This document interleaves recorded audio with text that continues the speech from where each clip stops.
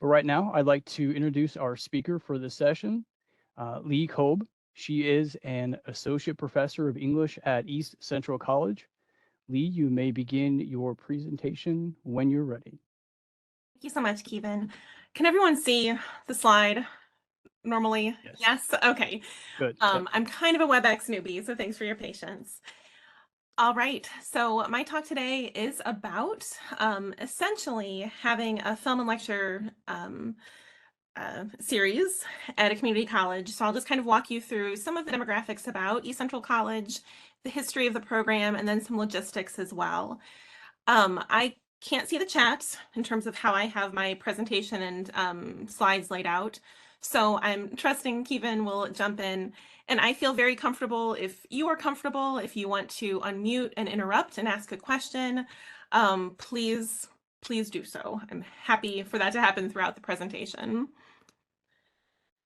So just up first, considering kind of some of the things that we've been talking about and thinking about rural colleges and access, you can see the map of Missouri on the right.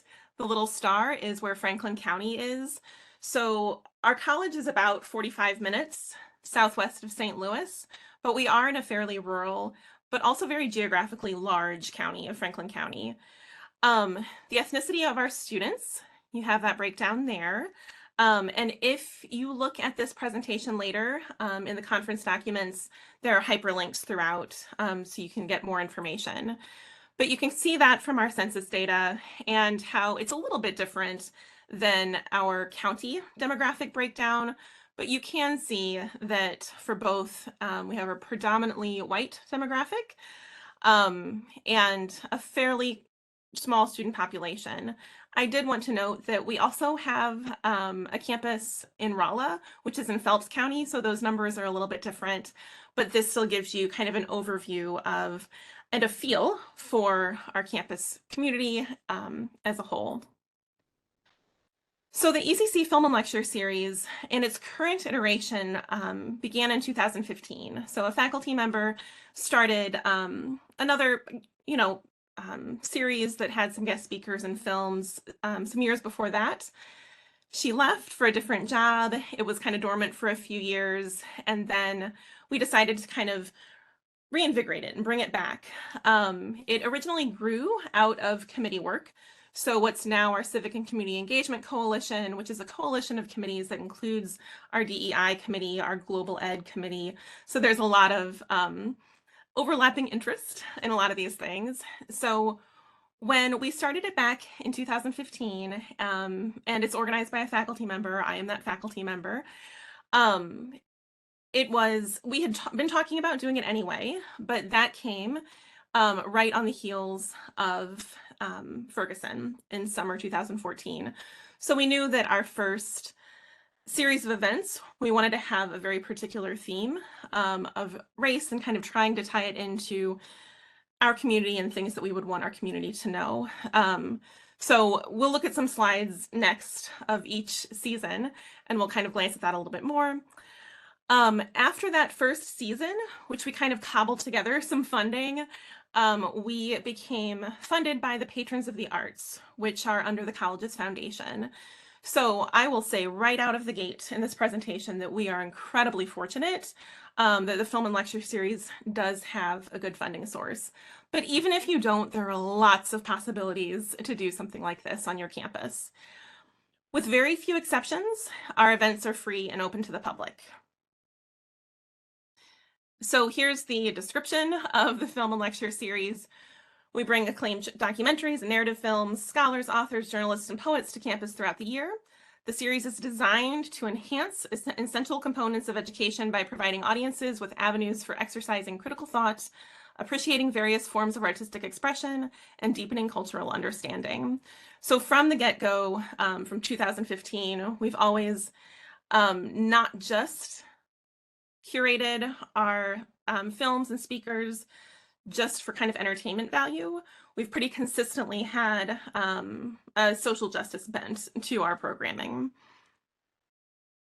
So here's a bit more information. Again, we are now under the Patrons of the Arts, which brings us a funding source and also marketing. So I've just shown a page here of, and I'm sorry if this is really tiny on your screen. Again, if you're interested in this, I encourage you to look at the PowerPoint later and all of the small print. But this is from the Patrons of the Arts booklet last summer that they distribute with all of their series events throughout the school year. So as you can see, there are a number of really amazing cultural opportunities on campus. So the next few slides are our seasons for the last 8 years. I'm not going to dwell too long on them, but it does, again, give you a snapshot of the kind of programming that we've done. So that first season, as you see in 2015, it was just spring 2015. We showed a documentary and had a panel discussion. The next panel discussion, from Ferguson to Franklin County, redlining, white flight, and modern segregation, that I think remains one of our events with the largest attendance. So that really brought a lot of people out. We had really amazing guest speakers. And then a feature narrative film screening, and then a documentary about white allyship. So that was a pretty exciting season that got a lot of community members and students out. Then the next year, we varied our programming to kind of go with sometimes thematic, depending on the month, collaborating with other groups, a mix of panel discussions, different kinds of films. This was the following year. Again, a mix of documentaries. You start seeing, and I'll talk about this more, collaborative opportunities for events with community groups and departments on campus, including, and that started this year, the Martin Luther King Jr. Day celebration. That was an established event by a local community group called Neighbors United Undoing Racism. And they had kind of hopped around where they had hosted it in different kind of church venues. And I had gotten involved with them and said, if you all are interested, you know, the college could be a great venue for you. And I will say this later too, but sometimes, especially for events that maybe you don't have a lot of funding, sometimes just sharing the resources and space of your college campus is all that community groups need, and that can really help them a great deal. So we've been proud to help them host that. So it's their program. We haven't taken it over. Most years, the film and lecture series will donate a bit of money to help pay for a guest speaker, but it's their event. This is the next year. Again, you can kind of glance at that and see the variety of programming, panel discussions, collaborative work with the National Program of International Education Week. We always have that programming on campus, and International Day. So sometimes the film and lecture series may just have like one film as part of something, but we always try to leverage any marketing that we do to help kind of other programming as well. I think there was a question in the chat and I saw it and it disappeared. Was it about the cost, about whether things are free for everyone? Yeah, I'll just kind of butt in here, Leigh. Thank you. Yes, Alicia asked, is this series free not only for students, but for community members as well? Yes, yeah, completely free and open to the public. We had our first ticketed event a week and a half ago. We collaborated with Campus Life and hosted a screening and live shadowcast performance of the Rocky Horror Picture Show. That is now our largest attendance we've ever had. That is the first ticketed event that we've done. And I mention that only because I think that there's some interesting potential and possibilities for having ticketed events in the future, not necessarily to make money, but it was a really easy way to kind of gather a lot of folks' information together so we could send surveys and have an email listserv. So that's something, again, I'll touch on later. The 1819 series, I did plan with the theme of the power of the press and media, basically. There had been a lot of discussion, just, you know, nationally about the news media and media in general. So that kind of inspired me to put together programming that had a theme. And it's kind of nice to have thematic programming, you kind of have a theme for the year. It's just sometimes a little unwieldy, especially when you want to do a lot of collaborative events as well. But this worked fairly well. And then 2019 and 2020 hits. We all remember spring 2020 well. Cleo from 5 to 7, that classic French New Wave film. We showed that there's a historic movie theater downtown New Haven, Missouri called the Walt Theater. So that was the first time that we had an event there, and we were doing a classics and cocktails event. So folks came and people who were of age were able to get cocktails from the local distillery. And if you notice the date on that, it was March 12th. I think for many of us, that was like kind of the last thing that we did before shutdown happened. So things changed a lot after that event, which you are all well aware of. So these next couple of slides are just kind of random screenshots of online events that we did for the 2020-2021 season. And I want to talk about this because there was a lot of kind of pros and cons in terms of online programming. So these top two, we kind of assigned folks who wanted to come with watching the film. Either it's free on YouTube or it's on Netflix, so watch the film, then log on to this Zoom event and hear the presenter and have a discussion. And then we also partnered with Missouri Humanities. I'll bring those up later in terms of possibilities of guest speakers. Had a poetry reading, had a community historian give a presentation about a local AME church. And this was just a screenshot of, because we were able to record the presenters' talks. So what we learned about online events in that time period is we used Eventbrite. So people registered. Again, it was totally free, but just a way for people to register and then get the email, the Zoom link via email. The very first event that we had someone from far away, kind of no connection to the college. We think that what likely happened is that he kind of combed through Eventbrite events looking for specific topics because he just was quite combative. It was for the 13th lecture and discussion. So we learned after that event to make Eventbrite invite only, which doesn't mean we selected certain people, but that we sent out that link through all of our normal channels, email listservs, online Facebook events, etc., to try to still have an audience, but an audience who wanted to be there, if that makes sense. Assessment was really easy. So right before COVID hit, we also were having this huge push of kind of really codifying a lot of our assessment practices on campus, including co-curricular assessment. So we were starting to build things for co-curricular, and then this happened. And being able to email people directly after an event was very easy for assessment purposes. It was nice to be able to record the guest speakers very easily. However, you can see that there weren't a ton of views, just because like we have those, but people didn't necessarily go back and watch them. Film rights are limited. So this, in terms of films, this relied on people watching films on their own and then discussing, and there are just some inherent problems with that.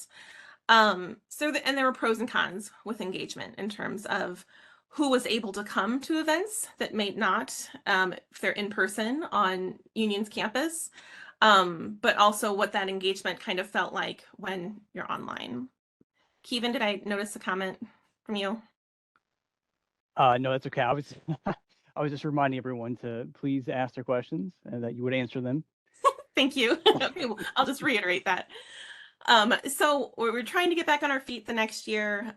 For Crip Camp and Tulsa, the Fire and Forgotten, we had a guest speaker who came in via Zoom. So that part of the evening, anyone could log into, and then the Zoom went away and we watched the film. So again, a little bit more access to an experience, but then that didn't allow for a Q&A afterward. It just kind of shifted a little bit. So still trying to figure out kind of best practices. But again, you can kind of see some of the programming. This was last year. And again, you can kind of see kind of collaborative work throughout, and we'll talk more about that.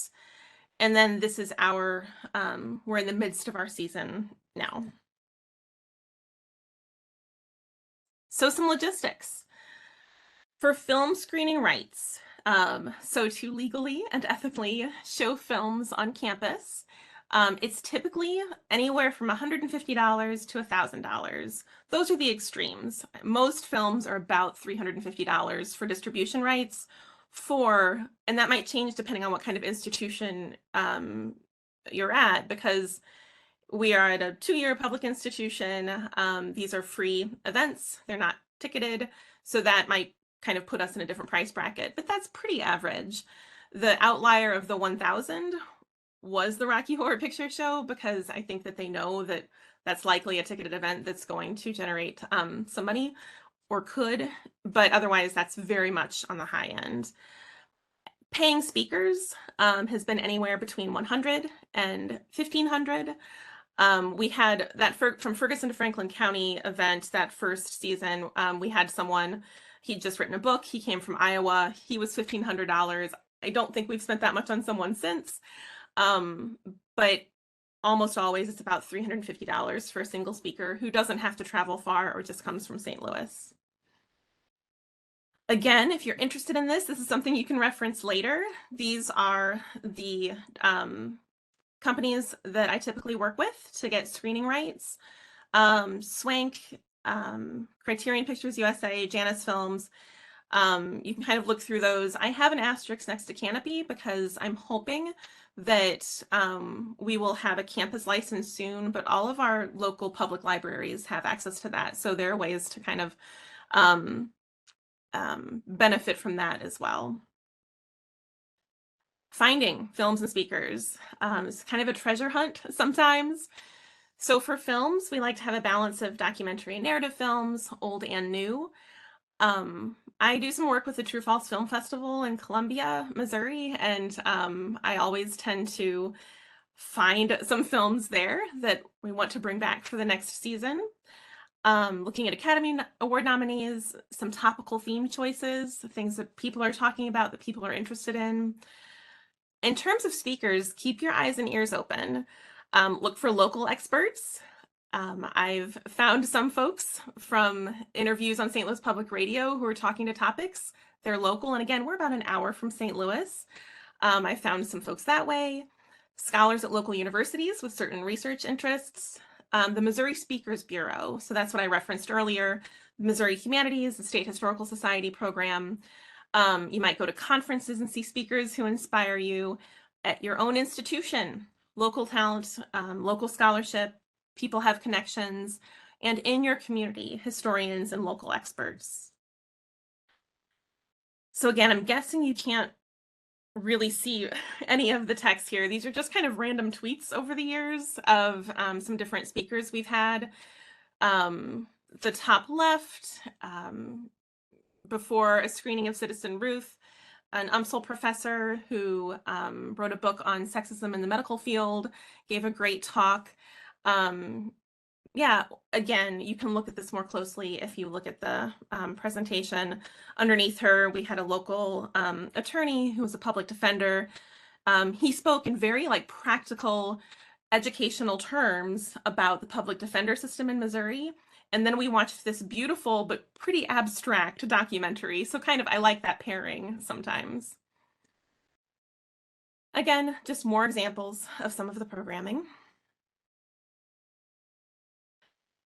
And opportunities for collaboration are huge for things like this. So on campus, our library, I'll show a little bit more about what they've done. As we all know, libraries and librarians are magic. So it's really remarkable how they always jump to help and do things.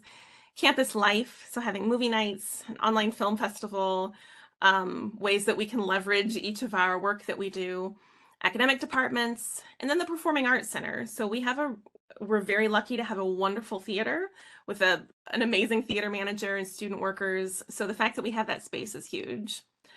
Local movie theaters. So we've done at that historic movie theater I mentioned, we've done a few events where we provide free tickets to any like high school and college students in the area. They just have to show their ID and get in free, and we foot the bill.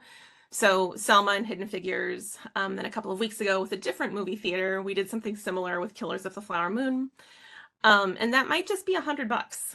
You know, if you get a $5 movie night, 20 students can go $100. I think that's well worth if you can find it in the budget.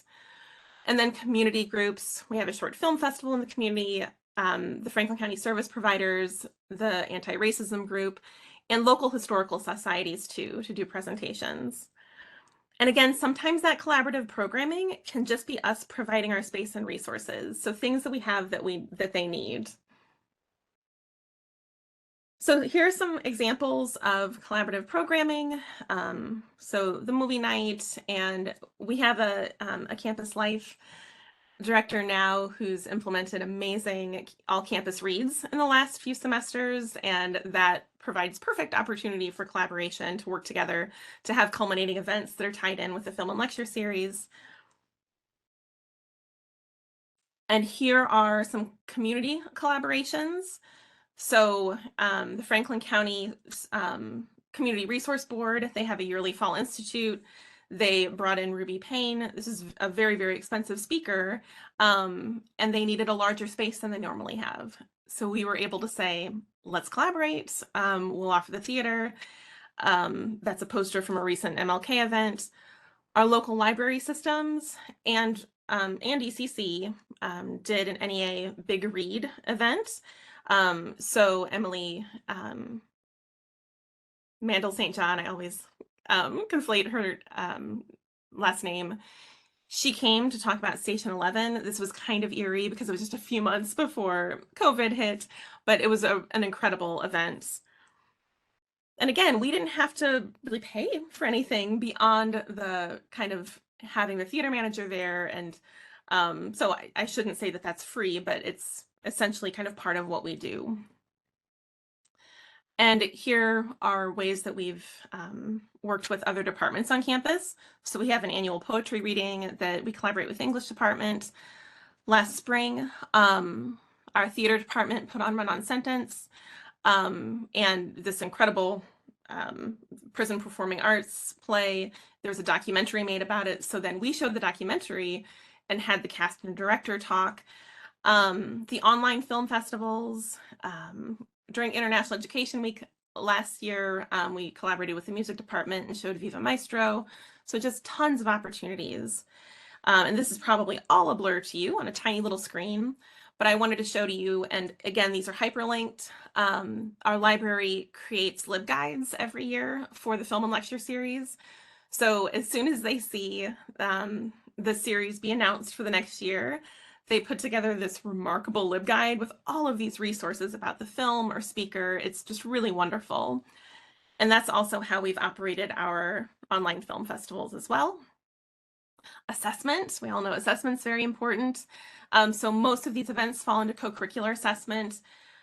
Online events, again, were easier for assessment. Sometimes in-person iPads can work, just having a little station after an event. I've done printed surveys before, haven't kind of necessarily found the perfect fit for assessment, but we're working on it. But always make the surveys fairly simple. So maybe a Likert question or two that's tied to a student learning outcome. For us, it's typically social responsibility, reflection, get demographic data and feedback. So more linked there. And then getting student community data, because we know that co-curricular assessment is about measuring our student learning, but we also, want to show the importance of our community members learning and experiencing things as well. This is in 3 screenshots, an example of a post-event survey. So demographic data. Yes, it's almost done. I'm almost done. Okay. I'm sorry. That's right. I'm sorry. Some challenges in general funding. Marketing, Facebook has changed a lot of its algorithms. So we used to have luck with Facebook events that we don't really anymore. Large service area, fragmented audience, all of those things. Attendance has decreased a lot post-pandemic, still kind of working on that and those trends. I think that's come up a few times today in terms of student engagement in particular. Um, yeah, and just some paired opportunities with that as well.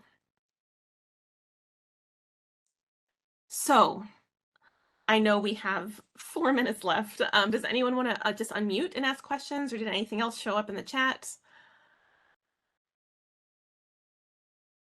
Let's see. So we don't have any questions per se, but we did have a comment from Stephanie who gave a shout out to Rocky Horror Picture Show. So That was a lot of fun. It went really well. and just kind of riding on her coattails. I saw that you had featured the film Rich Hill.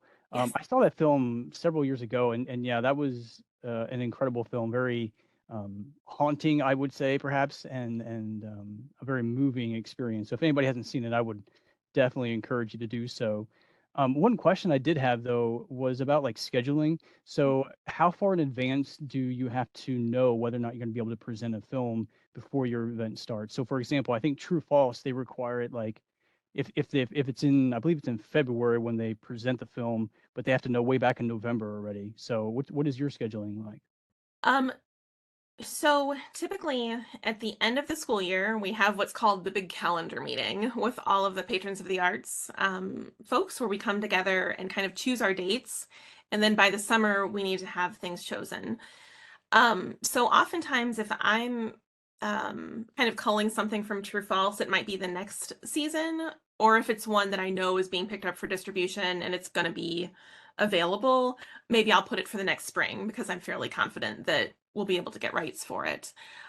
So oftentimes, I will kind of confidently place films um, in the summer for the year ahead, and then immediately start working on rights and communicating with folks. And um, that said, we will also have events that pop up throughout the year. So what is set in June is kind of the basics, like this is what's on the calendar. So our poster for this year that you'll see, it doesn't look like it has a ton of events on it, but we have little things pop up in terms of guest speakers as well. But that's just kind of getting it in the booklet and getting it on people's calendars. All right, thank you, appreciate that. Of course. Yeah, if Leigh, anybody else. I had a question. I work with Leigh, but and very and very happy that I do. But I was wondering, Leigh, if you could share, because you and I have talked about this before, in terms of some of the reactions from students when they have a first exposure to something they've never seen before that hasn't been brought to them, being in a rural area. You even talked about like recently we had a trip to the Fox and took a bus with students that have never been to a theater outside of our theater. But I'm just wondering, in terms of the series, if you have a couple of quick anecdotes that you could share from responses from students about what this means to them. Yeah, I think that there have been so many wonderful experiences and sometimes yes, you get students to come by offering extra credit. I should have said that as well. Like, absolutely, I do that. But sometimes students will stand with me in the lobby afterward and just talk forever, want to talk more about the film. That happened a couple of times last year. I know we're out of time, but that's always incredibly special when students are so clearly like engaged and wanting to talk more about these things that they hadn't thought about before, hadn't been exposed to before.